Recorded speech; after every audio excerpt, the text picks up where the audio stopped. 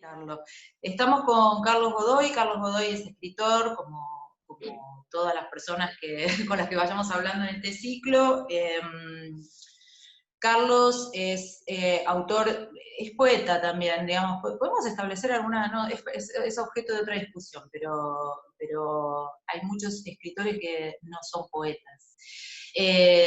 Su libro, tiene varios libros, ha escrito mucho sobre periodismo, tiene un libro muy bueno que a mí me gustó mucho, que se llama Europa de ensayos, y su libro más reciente, Jellyfish, es una crónica en primera persona sobre un aborto con misoprostol.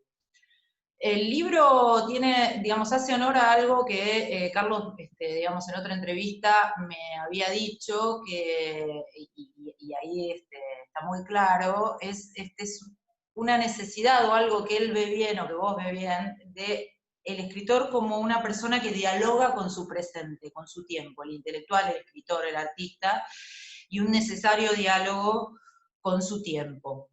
En ese sentido, Jellyfish es muy elocuente porque, digamos, el libro salió en plena campaña por la IBE.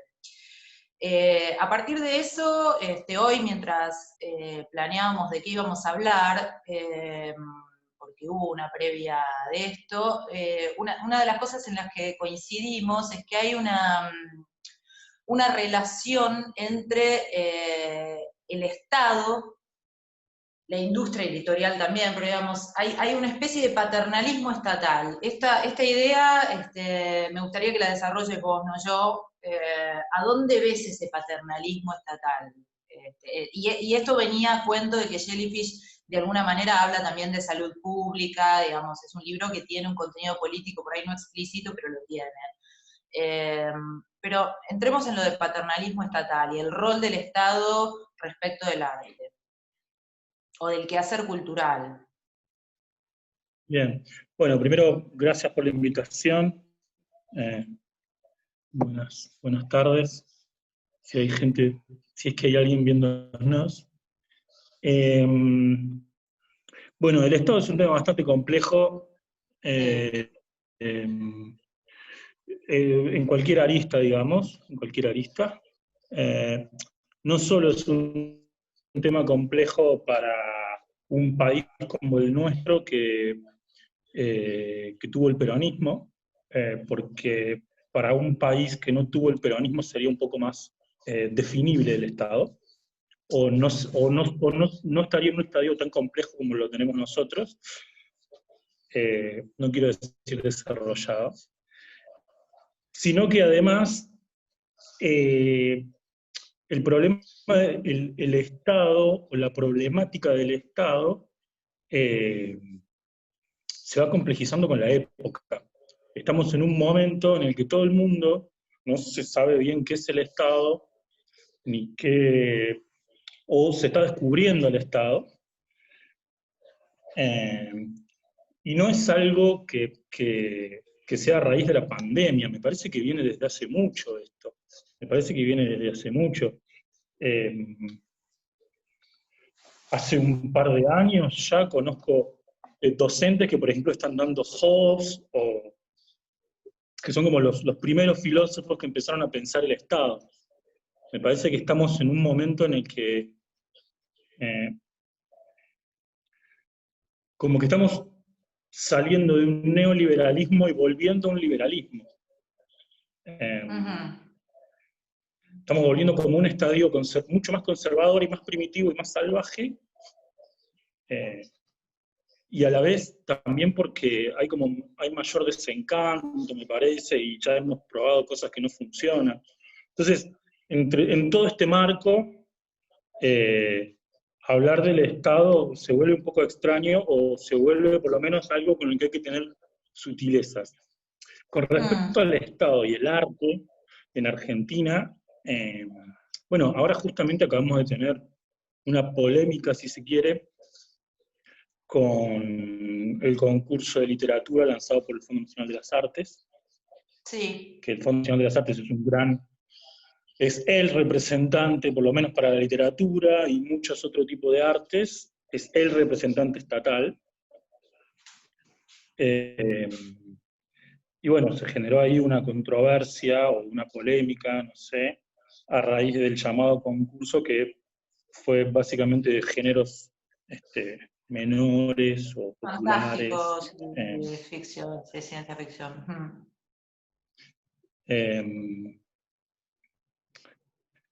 La polémica surgió a raíz de que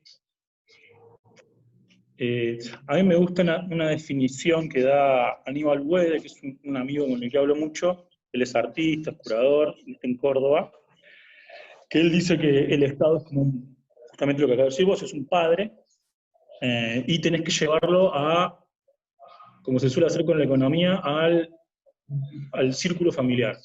Entonces tenés un padre que te dice, yo te voy a dar una plata para que hagas una fiesta, pero si haces esto, si vos haces esto, si vos te portás bien, si vos haces la tarea, si vos, o no la tarea, llevémoslo más a un adolescente o a un universitario, ¿no? Si vos sacás todas las materias del año, yo te pago, te doy una plata para que para que hagas una fiesta y hagas lo que quieras. Pero vos tenés que responderle a tu padre para poder hacer esa fiesta. En este caso, el género es como muy claro.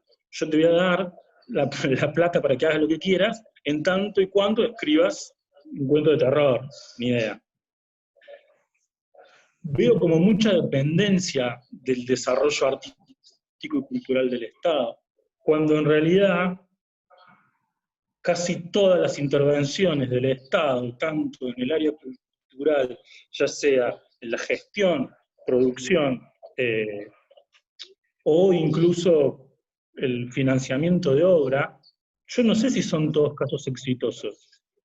No conozco casos exitosos. No sé si realmente el Estado aporta a un desarrollo cultural en estos términos, en el Fondo Nacional de las Artes. No sé si realmente por ahí pasa el Estado a nivel... No veo una buena relación entre Estado y arte. Sí puedo llegar a pensar una relación entre Estado y cultura, pero a través de la gestión. A través de la gestión. Es un tema complicado. Yo la verdad que no tengo ninguna respuesta, ninguna posición demasiado firme con eso, pero pensemos, por ahí se vio mejor en el cine, ¿no? Pero en las producciones cinematográficas de estados como el Estado soviético o el Estado alemán en el momento nazi, digamos, hay algo que a veces, esto es ni siquiera para seguir hablando, no es para dar una opinión, pero digamos, a veces dentro de una estructura férrea, como la que puede tener un Estado que, por ejemplo, te hace hacer cine de propaganda, aparecen genialidades como Einstein y toda esa camada de cineastas rusos financiados por un Estado que les decía, digamos, no solo sobre qué tenían que hablar, no los condicionaba a nivel género, sino en muchas otras cosas. Y sin embargo dieron obras perdurables. Entonces, hay algo ahí con el rol del Estado paternalista y el quehacer artístico que no termina, que me parece que está en tensión y que no hace necesariamente, digamos, ese cercenamiento que el Estado puede tener sobre el artista, no necesariamente va a derivar en una obra de mierda o en una obra condicionada. No sé si se entiende, por eso usé el ejemplo de el cine de propaganda soviético, que los que Sí, estudiamos está muy cine lo bien, seguimos está bien lo estudiando que decís vos. ahora. Sí, está bien lo que decís vos, pero eso funciona en estados que están en una expansión cultural, en estados que están Sí, tratando de promover un colonialismo cultural. Nosotros no estamos para y es a donde colonialismo quiero cultural. llegar, sí. De hecho, Sí, te iba a dar el ejemplo de Jared Kovac en Odio Internet. Él en un momento dice que los buenos cuentos, o sea, hoy en día el cuento norteamericano sigue siendo el cuento hegemónico, digamos. El buen cuento es el cuento americano. Los sí, sí, sí, coreanos sí, empezaron a escribir buenos cuentos cuando empezaron a escribir como los americanos, los japoneses también, digamos. Sigue sí, siendo el sí. cuento hegemónico, bueno, es Bueno, el sí. americano, y lo que dice Kovac es que es un proyecto de la CIA. La CIA en un determinado momento dijo, una buena forma, bueno, como Hollywood, ¿no? Hollywood es un claro ejemplo de colonialismo cultural. Bueno, el cuento Sí. norteamericano, según la historia, a mí me parece súper interesante igual. Eh, Según Kobeck, el cuento norteamericano, el cuento perfecto, el buen cuento, es un proyecto de la CIA de colonialismo cultural. Está perfecto eso, o está perfecto, no sé si está perfecto, pero digo, vamos a encontrar ejemplos de proyectos que hayan funcionado y de buenas obras, pero me parece que acá estamos en otro estadio, me parece que el Sí, sí, Estado acá... absolutamente. Me parece que diste en la tecla al decir, digamos, cuando no tenés un proyecto de colonización cultural, sino que estás en una retracción cultural, porque en realidad lo que está pasando acá, digamos, es que venimos colonizados Es culturalmente hace mucho tiempo. soportando, lo que estás haciendo es soportando el colonialismo, justamente. Absoluto, Entonces, coincido. en ese sentido, lo que tiene que hacer el Estado no es quizás, eh, qué sé yo, para mí la clave es la educación, pero no la educación en términos programa de estudios en la universidad o programa de estudios en la secundaria o en la escuela, sino educación como mucha más básica, una educación desde educar a las élites, ¿no? Ese nivel de educación me refiero yo. Una educación que tenga que ver con cierta responsabilidad como ciudadano y cierta incorporación de la historia y de lectura del presente. Ese tipo de educación, así como unas brigadas comunistas, no sé, que van a tu casa y te dicen, hola Godoy, ¿usted qué hace? Ajá, bueno, vamos a desplegar esta línea de tiempo, usted está acá, todo esto es lo que estuvo pasando, qué pasó acá, no sé, no lo tengo muy claro, no soy pedagogo, pero me parece que como decís vos, en este estadio de retracción cultural, el Estado tiene que volver a las bases, qué sé yo. Tampoco te digo que nos vistamos todos como Martín Fierro, aunque a mí la verdad que yo lo haría, no tendría problema. A vos te Pero, favorecería, ¿eh? sí, obvio. Pero eh, volver a reentendernos un poco nosotros o tratar de construir la identidad, tratar de configurar la identidad y después sí, quizás salimos a colonizar. De todos modos, ojo, porque la literatura argentina en España es una cosa súper vanguardista y rara, digamos, ¿no? Justamente ahora que, digamos, culturalmente la agenda o la agenda cultural, y de eso también se hace eco la política, habla permanentemente de la identidad, viste que la identidad es una palabra que fue cambiando su sentido, digamos, yo recuerdo, mis primeras, digamos, evocaciones de la palabra identidad tienen que ver con la niñez, todos los que, digamos, transcurrimos nuestra niñez en democracia, eh, podemos rastrear igualmente el uso de la palabra identidad con resonancias de la dictadura que había pasado antes, pero que era un recuerdo bastante reciente para los niños, digamos, que vivimos en democracia. Ahora la palabra identidad tiene que ver con la agenda cultural y con las luchas, la palabra lucha también es muy ampulosa, con las luchas identitarias. Y en ningún momento de todas las identidades posibles hay como en esto creo que coincidimos, una nomenclatura de identidades posibles, guetos, tribus, etcétera.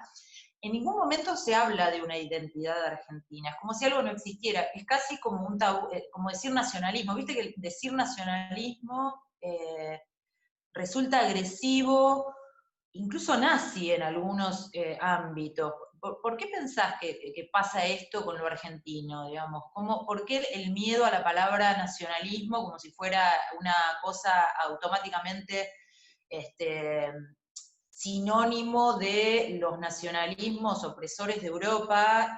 ¿Por qué no se habla de identidad argentina dentro de todo el display de identidades posibles que ahora podemos tener, adoptar o percibir que tenemos? ¿Por qué? ¿Qué es complejo, digamos, para vos? ¿Qué hay detrás de eso?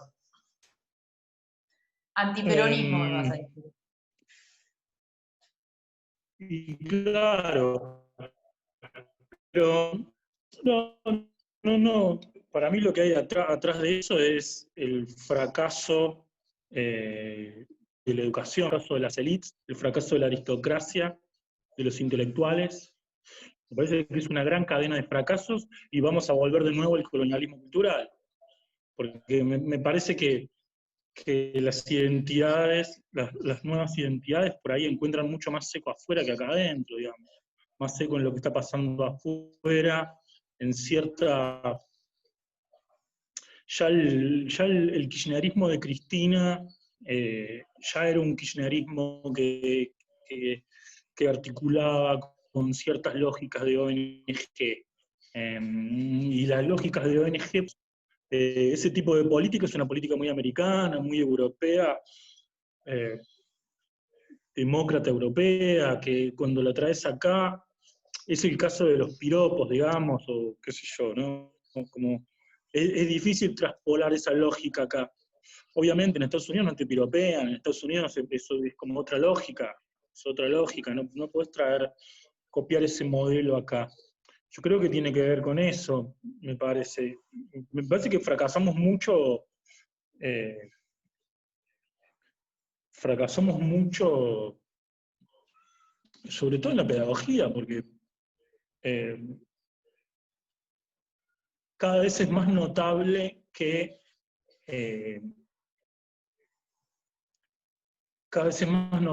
hay gente ocupando lugares que no le da para estar en esos lugares. Pero ¿cómo llega a esos lugares? Y porque tiene un PhD. Si vos ves el currículum de Bullrich, yo siempre digo lo mismo, si vos ves el currículum de Bullrich, no hay mejor persona en Argentina, no hay persona más capacitada en Argentina para seguridad que ella. El currículum que tiene Bullrich es impresionante. Te estoy hablando de Harvard, te estoy hablando de Yale, te estoy hablando de mucho, mucho nivel. Que vos ves eso y decís, pero claro, venga, siéntese, haga su magia. Y me parece que ese es el fracaso, pedagógico que tenemos. Y por eso también lo de nacionalismo se asocia más a cuestiones externas. Es un tema complejo, pero yo creo que estamos en un momento en el que todas estas cosas pueden repensarse de alguna manera. Pueden repensarse. Hay una frase, Sí, es lo que estamos intentando con esta recolonialista en charla. este sentido, Sí. voy a ser recolonialista cultural en este sentido, porque voy a citar una frase de Bourdieu, pero Bourdieu tiene una frase muy buena que es: la ciencia es cómplice de todo lo que justifica. Entonces, sí, ok, estamos súper formados, pasamos por la universidad, tenemos un posgrado, pero si no podemos llegar a cosas básicas, eh, hoy la política sigue siendo hacerte ir a la villa, hacer una unidad básica, ponerte un comedor, e ir creciendo. La política sigue siendo eso. No importa cuántos PhD tengas, no importa si estudiaste ciencias políticas, no importa qué hayas estudiado. Y me parece que ese es el desfasaje que hay. A mí me gusta mucho la Bauhaus, el movimiento de la escuela Bauhaus, porque lo que hicieron fue juntar a un artista con un artesano. El taller era eso. Insisto, no digo que nos vistamos todos de gauchos, pero más o menos entendamos dónde estamos, qué es lo que pasó acá. Hay una cuenta en Instagram, a mí me gusta mucho, que se llama Arroyos Entubados, creo. Y te muestra la historia, nadie sabe, pero Buenos Aires está lleno de arroyos entubados. Si esos arroyos estuvieran libres, sería... Y ese tipo de cosas, ¿entendés? No digo tampoco que nos pongamos, que nos vistamos de gaucho y que salgamos a defender la patria, eh, pero sí, más o menos entender dónde estamos y qué pasa. ¿Pensás, qué opinión tenés, siendo cordobés, mi escritor preferido, que Filloy, era cordobés también, y Di Benedetto, que es otro, era mendocino, pero estamos todos de acuerdo en que la cultura está centralizada absolutamente, no es federal, digamos, no se piensa en términos federales. ¿Qué opinión o qué salida ves posible a ese problema que se arrastra desde hace tanto tiempo? No sé si hay salida, no sé si hay salida. Sí, el federalismo no existe. Obviamente que no existe bajo ningún, En ningún, ni no, sí. económico, ni cultural, ni lo que sea.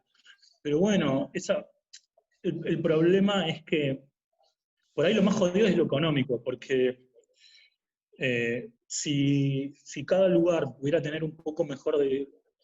Dicen que lo que hay, todo lo que dicen varios analistas y varios políticos es que hay que ver la ley redistributiva, la ley de redistribución, que supuestamente eso haría crecer un poco más al país de un modo más parejo, supuestamente. Yo no soy un técnico de esto, pero lo dicen varios. ¿Qué quiero decir con esto? Que por ahí, no sé si hay que ver, eh, para la cultura, me parece que esta cuestión de que monopolice todo Buenos Aires es lo que permite que las cosas más rupturistas y más interesantes, para mí por lo menos, siempre estén en la periferia. Siempre viene toda la periferia. Vos acabas de nombrar dos autores que son periféricos, digamos. De Buenos Aires capaz de vez en cuando sale algo, pero yo siempre nombro a Messi, a Ginóbili, qué sé yo. En cualquier cosa, Ginóbili es de Bahía Blanca y Messi de Rosario, y así vas con artistas, y vas con escritores, y con poetas, y con lo que quieras. Me parece que eso es lo que permite un poco que lo interesante o lo rupturista vaya un poco por la periferia. Pero no sé si tiene solución el federalismo, no sé si hay solución. Bueno, hablamos ya sobre federalismo un poco. Me interesa si podés ir ahora un poquito por el lado de las élites, que es una palabra también que circuló en la conversación bastante, y cuál es, hoy cuando hablábamos en privado, en un momento dijiste, bueno, es que no hay una élite intelectual en la Argentina. Me gustaría que desarrolles esa idea y la idea de las élites en general, la idea que vos tenés, por supuesto. Eh, el gran problema acá es que nosotros no tenemos élites intelectuales, sino que tenemos élites comerciales. El poder es gente de comercio, casi todos. Galperín, cualquiera. Eh, Roca, no sé, todos están vinculados al comercio. Eh, y entonces se hace un poco complicado generar un desarrollo a largo plazo o un desarrollo del Estado o un desarrollo cultural. Eh,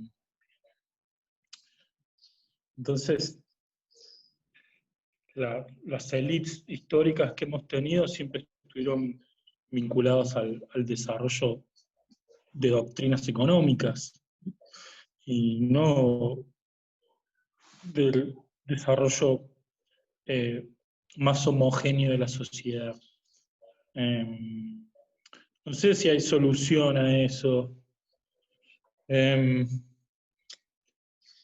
lo que, lo que, lo que digo yo en Europa, en el libro, es que estas cuestiones se solucionan o con una guerra civil o con un Mesías.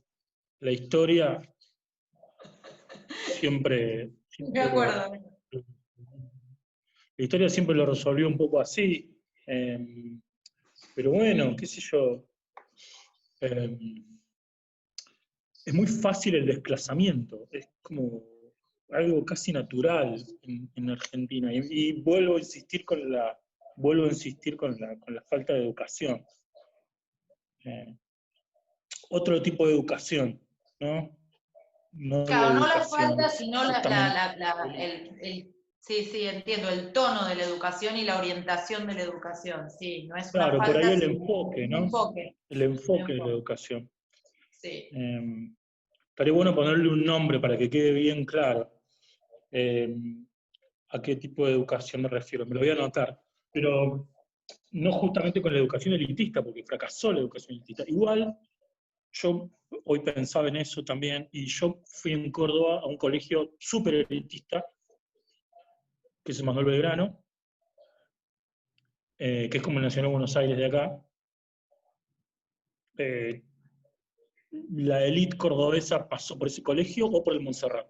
Los más fachos pasaron por el Montserrat, te estoy hablando de políticos, empresarios, abogados, ¿no? Siempre los más conservadores pasaron por el Montserrat y los más liberales pasaron por el BIN, por el Belgrano. Y yo creo que mi colegio es un buen experimento en ese sentido, porque es un colegio súper elitista, muy exigente y con cosas complejas. Las materias son súper difíciles, es muy fácil quedarse de año y no salen los mismos que entran, perdón, no egresan los mismos que ingresan, qué sé yo, pero sí generaba una convivencia, no te digo feliz, porque nunca es feliz, generaba una convivencia de clases. Generaba una convivencia de clases. Y esa convivencia de clases, en mi caso, yo era clase media y iba con hijos de millonarios, y esa convivencia de clase me parece que es la que permite generar una cierta conciencia, una cierta empatía, porque si no tenés empatía, me parece, está tan de moda la empatía ahora, ¿no? Pero el concepto, ¿no? Pero si no podés entender que hay otra cosa ahí,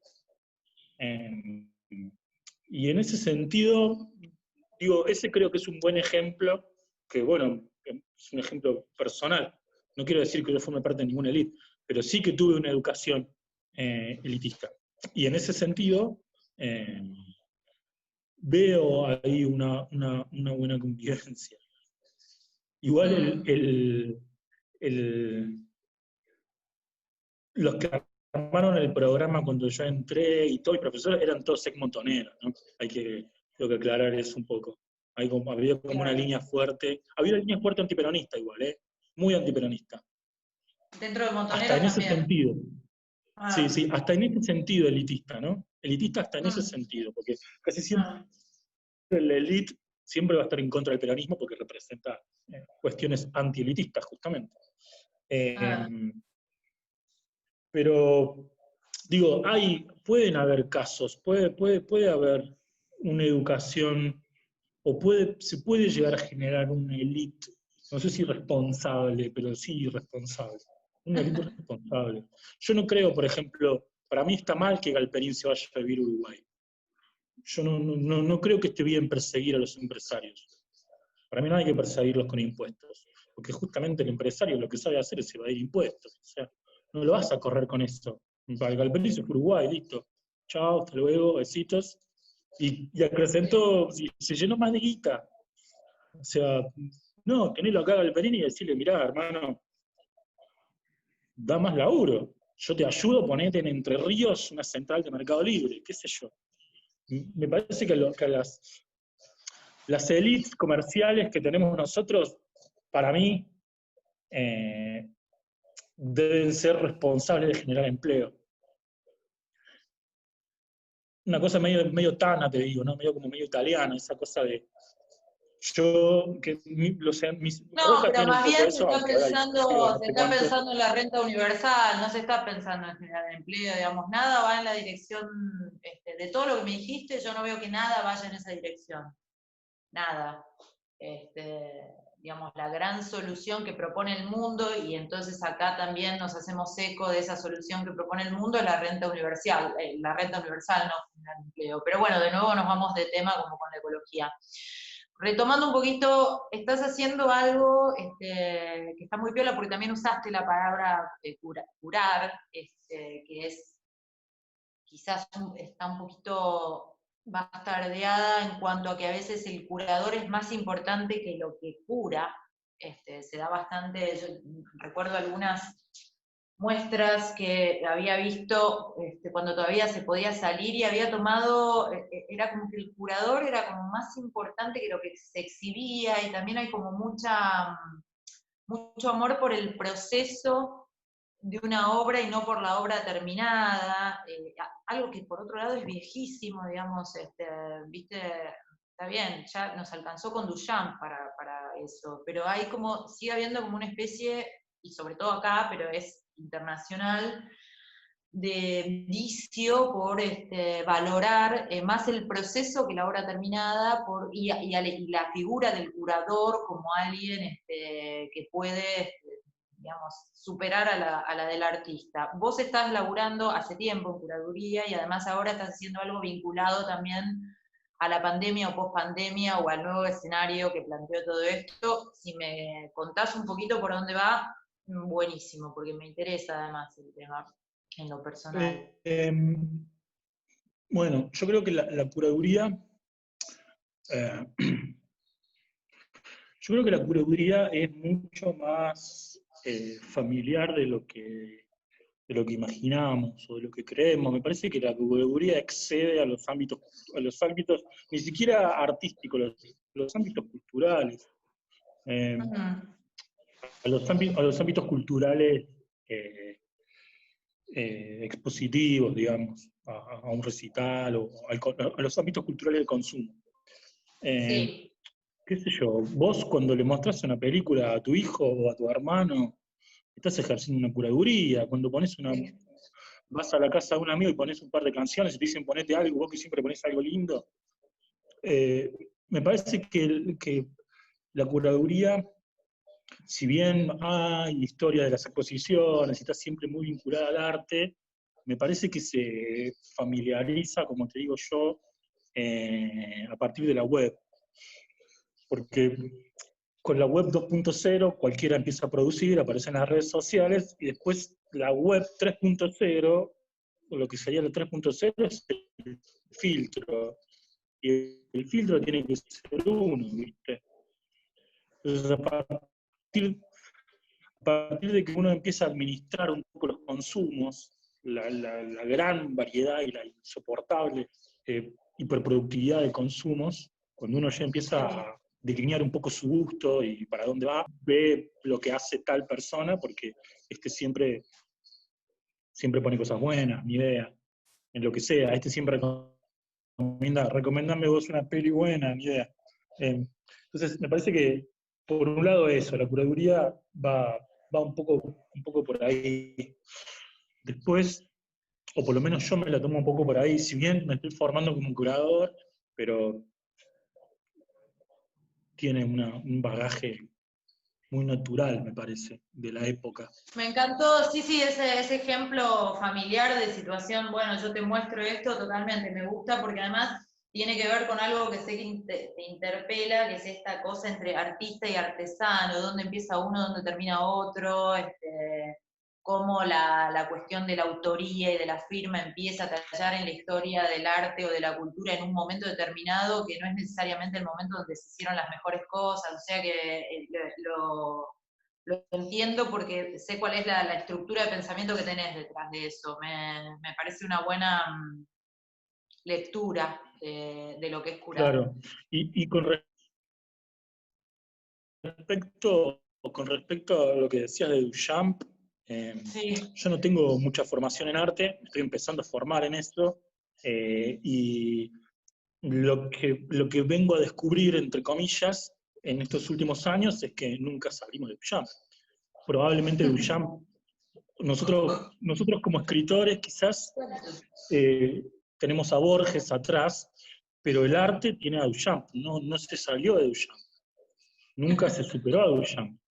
Y nunca se superaron tampoco, no sé si la palabra es superar, eh, pero nunca dejó de ser una referencia inmediata. Prácticamente es la vara de las cosas. Yo siempre digo que eh, Pombo es un artista que a mí me gusta mucho, artista argentino. Yo siempre digo que Pombo es la vara del arte argentino contemporáneo. Vos ves cualquier obra de algún artista y decís cuánto tiene de Pombo, Pombo sí, Pombo no. Bueno, pasa lo mismo con Duchamp, me parece. Eh, sí, puede ¿Cuánto ser. hay de Duchamp? No salimos de Duchamp. No sé si es bueno o malo. Bueno, a raíz de esto,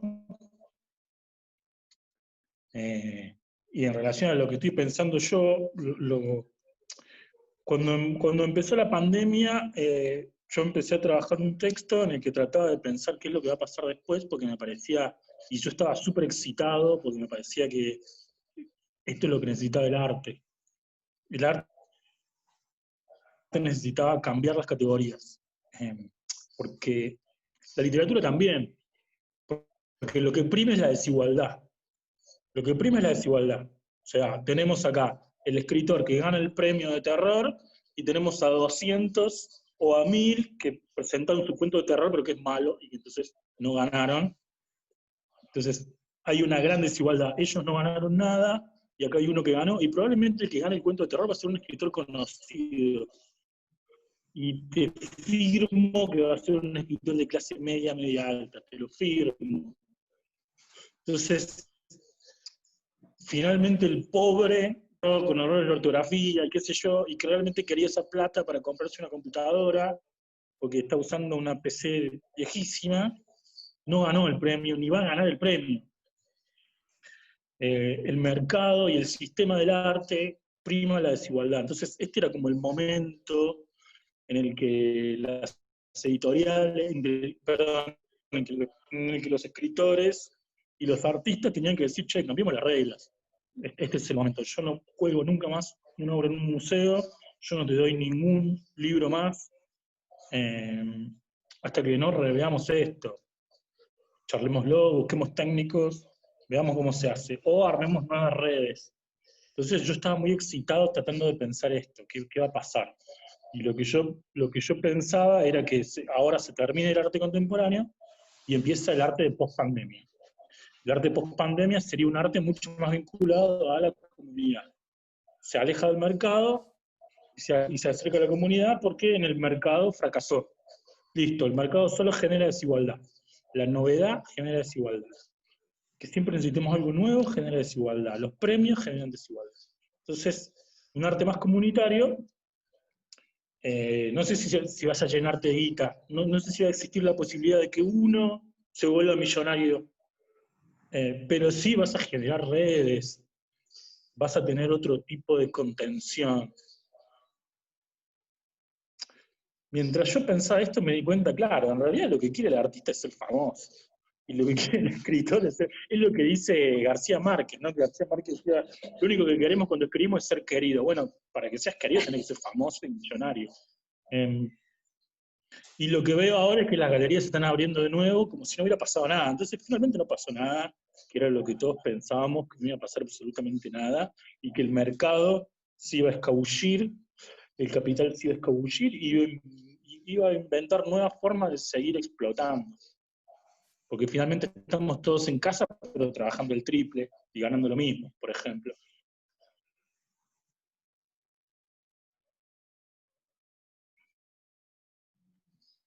O sea que tuviste un momento de excitación y esperanza que rápidamente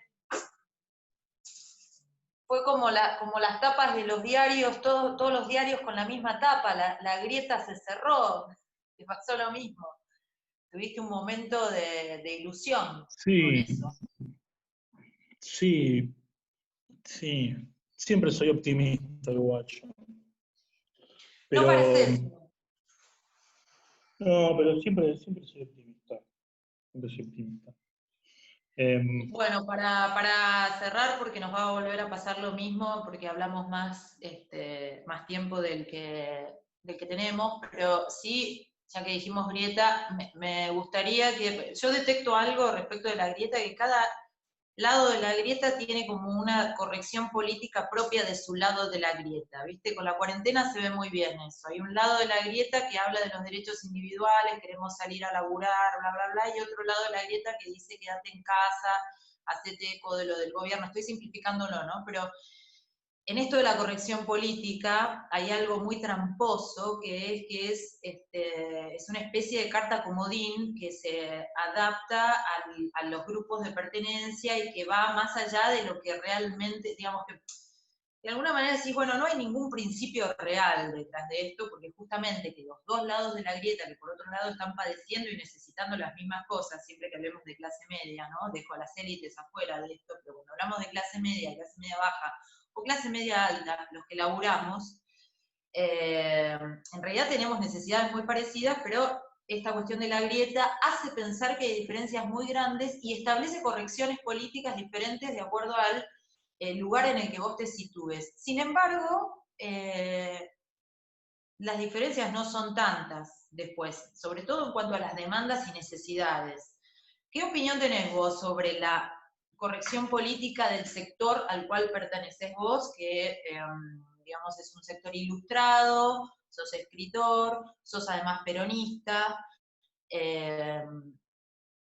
no sé si sos kirchnerista o, digamos, pero te autoafirmás como peronista? Bueno, digamos, ¿hay alguna corrección política que vos sientas que te representa de alguna manera o que te parece que es correcta, más allá de la corrección, de lo que se entiende hoy por corrección política, que insisto, cambia mucho de acuerdo a la vereda de donde se mire y a lo que pasa a lo largo de un día, a veces, pues también las redes, viste, que dan como muchas vueltas en torno a cosas que después terminan en el troleo del muro o del timeline o lo que sea y quedan en la nada. No sé si se entiende bien la pregunta, pero corrección política en cuanto, digamos, vos pensás que hay alguna corrección política válida que represente o con la que vos te sientas representado, o la que vos ejerzas o que esté dentro de tu sector. ¿Se entiende la pregunta a lo que apunto? ¿O te parece que... Más o menos, pero yo creo que la corrección política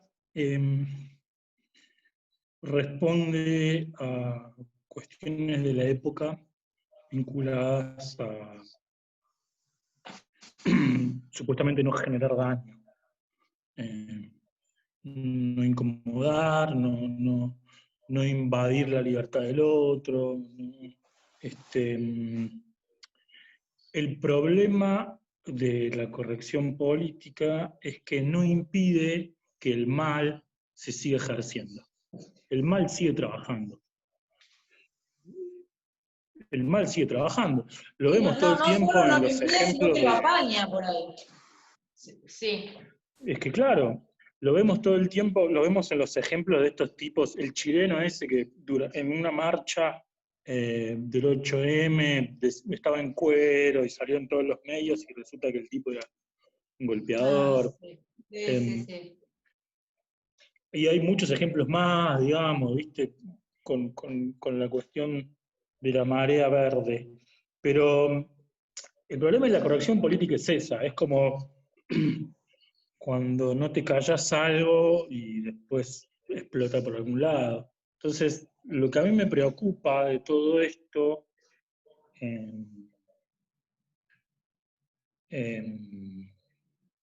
yo trabajo en política y estoy todo el tiempo monitoreando clases a las que no pertenezco, ¿no?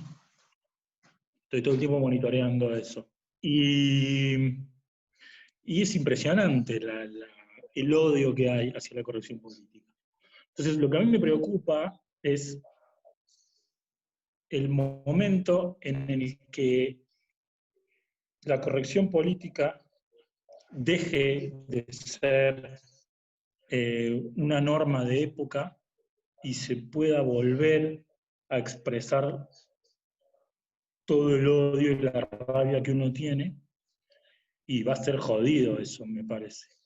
Me parece que va a ser jodido. Y un ejemplo cercano lo encuentro en Chile, porque vos viste cómo se pusieron los carabineros cuando le dijeron salgan a la calle. Los carabineros, ten en cuenta que en Chile se cortó en el 90 la dictadura. O sea, desde los 90, hace 30 años que estaban esperando este momento. Cuando le dieron vía libre, los tipos se hacían cualquiera. Eso es lo que me preocupa a mí en relación a esto. Me preocupa la avanzada de la derecha, que el macrismo amenazó un poco con ser eso, pero fue mucho más demócrata de lo que imaginamos en ese sentido. Pero qué sé yo, no sé, nosotros como hablo del grupo peronista, muchos piensan en un futuro enfrentarse a la reta, digamos, ¿no? Es como, no solo los peronistas, me parece que todo el mundo, los que ven más o menos política, dicen, bueno, el próximo a enfrentarse es la reta. A mí lo que me preocupa es que no sea la reta. Si fuera la reta me quedo tranquilo. Me preocupa que sea Bullrich, por ejemplo. ¿Qué pasa Patricia Bullrich presidenta? ¿Qué pasa con eso? Eras un tipo optimista Puede hace 10 pasar, minutos. puede pasar. Y puede pasar justamente por eso, por la vuelta, son ciclos, ¿viste? Se oscila. Romanticismo y Sí, pero clasicismo. también hay que decir con todo eso que, digamos, la vereda de enfrente de Patricia Bullrich, muchas veces la milita oponiéndose, digamos, ¿viste? Cuando el progresismo, la izquierda o los autopercibidos sectores populares se ponen en vigilantes de lo que los verdaderos sectores populares creen, terminan militando a gente como Patricia Bullrich. Bolsonaro en Brasil es un ejemplo muy claro de eso, digamos. Si el progresismo y las izquierdas no hubiesen tirado tanto de la cuerda con la corrección política que no alcanzaba a los sectores populares, no sé si ganaba Bolsonaro. También no es que la derecha avanza sola, o también llamarle derecha, no sé cómo llamarlo eso realmente, porque me parece insultante para la Sí, derecha, la pero reacción. que avanza Es la sola, reacción. sí. Pero hay Sí, sí, es la reacción. una Incluye derecha, incluye gente frustrada, incluye gente de izquierda frustrada, incluye gente decepcionada. exacto, La digamos, reacción a eso. exacto. Bueno, eso es lo que me da miedo a mí, la reacción. Sí, sí, a mí Pero también. justamente me da miedo la reacción porque, qué sé yo, pongámoslo en términos deportistas o deportivos. eh, Se ve mucho. Bueno, yo jugué al básquet y tengo como una historia, una cosa con el básquet, pero ahora estuvo la serie de Michael Jordan, que, qué sé yo, es bastante interesante, más allá del personaje Michael Jordan, pero una cosa que me queda, que era interesante como la mostraban ahí, que yo ya sabía que era cierta, es la provocación a Jordan. Si vos lo provocabas, sabías que en algún momento el tipo iba a venir y te iba a comer en 2 panes. Bueno, pasa un poco eso, ¿viste? Es lo que decía vos, estamos tirando del hilo, se está tirando del hilo a ver hasta dónde llega y después te comes un cachetazo. Sí, sí, sí, sí. Eso es lo que me preocupa a mí. A mí también, a mí también. Puedo convivir con esto, me genera incomodidades y hay cosas en las que no comparto. Digamos, no soy una persona eh, sensiblemente afectada por la corrección política. Me adapto, digamos. Fui a una escuela de élite, me puedo adaptar. Pero hay personas que no y hay personas que, qué sé yo, lo que se hizo con Cacho Castaña, por ejemplo, las cosas horribles que le hicieron en el último tiempo, sus últimos años de vida, qué sé yo, fueron terribles. Fue una cosa muy cruel. Pobre Cacho Sí, Castaña. cualquier sistema de bullying o de cancelación es cruel. Pero bueno, sí, yo coincido que, digamos, más allá de los casos puntuales, la verdad que me resulta muy difícil bancar a Cacho Castaña, pero sí, digamos, coincido completamente en esta cuestión de no tener en cuenta la diversidad y el potencial destructivo que hay dentro de la idea de imponer una corrección política que no sea representativa de la mayor parte de la gente. Y creo que también ese problema no es solo de Argentina, sino es un problema de América Latina y del primer mundo también, pero de América Latina es bastante evidente. Bueno, agotamos nuestro tiempo. ¿Te gustaría que hablemos de nuevo otra vez? ¿Cómo no? ¿Sí? Quedo Quizás comprometido. lo podemos hacer en persona, ¿te imaginas? No sé si será posible, pero a mí En me un gustaría que futuro, en algún momento, con barbijos y alcohol. con barbijos, alcohol y distancia, va a ser complicado, pero bueno, volvemos a hablar porque quedaron muchas cosas como esbozadas. Bueno, te Dale, cuando agradezco, quieras. Carlos. Dale, te mando un beso grande y gracias. Gracias a Nos vos, nos vemos. vemos. Chau, chau.